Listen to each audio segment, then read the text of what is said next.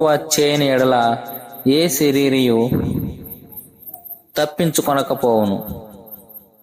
ఏర్పరచబడిన వారి నిమిత్తము అనగా తాను ఏర్పరచుకొనిన వారి నిమిత్తము ఆయన ఆ దినమును తక్కువగా చేసెను.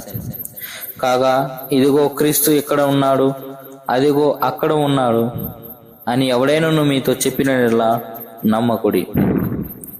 ఆ కాలమందు అబద్ధపు క్రీస్తులను అబద్ధపు ప్రవక్తలను వచ్చి సాధ్యమైన ఎడల ఏర్పరచబడిన వారిని మోసబుచ్చుటకై సూచక క్రియలను మహత్కార్యములను అగుపరిచేతరు.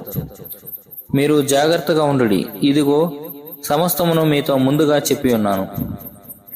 ఆ దినములలో ఆ శ్రమ తీరిన తరువాత చీకటికి సూర్యుని కమ్మును, చంద్రుడు తన కాంతిని ఇయ్యడు, ఆకాశము నుండి నక్షత్రములు రాలును, ఆకాశమందలి శక్తులు కదిలింపబడును.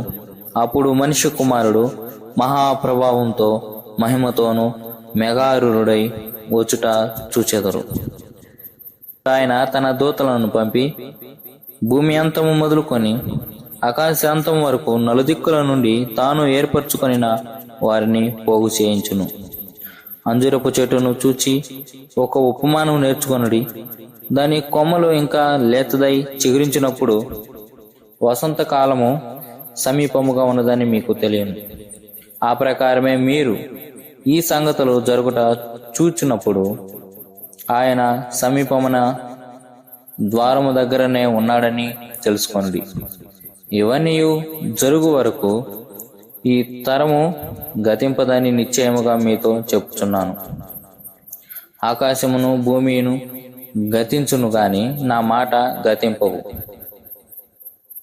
ఆ దినమును గూర్చియు ఆ గడియను గూర్చియు తండ్రి తప్ప ఏ మనుష్యుడైనను పరలోకమందలి దూతలైనను కుమారుడైనను ఎరుగడు. జాగ్రత్త పడుడి, మెలకువగా నుండి ప్రార్థన చేయుడి. ఆ కాలం ఎప్పుడు వచ్చునో మీకు తెలియదు. ఒక మనుషుడు తన దాసులకు అధికారం ఇచ్చి ప్రతి వానికి వాని వాని పని నియమించి మెలకువగా ఉండమని ద్వారపాలకునికి ఆజ్ఞాపించి ఇల్లు విడిచి దేశాంతరము పోయినట్టే ఆ కాలము ఉండును. ఇంటి యజమానుడు ప్రొద్దుగుంకి వచ్చునో, అర్ధరాత్రి వచ్చునో, కోడి కూయినప్పుడు వచ్చునో, తెల్లవారుజామున వచ్చునో, ఎప్పుడు వచ్చునో మీకు తెలియదు. ఆయన అకస్మాత్తుగా వచ్చి మీరు నిద్రపోవచ్చుండుట చూచునేమో కనుక మీరు మెలకువగా ఉండుడి.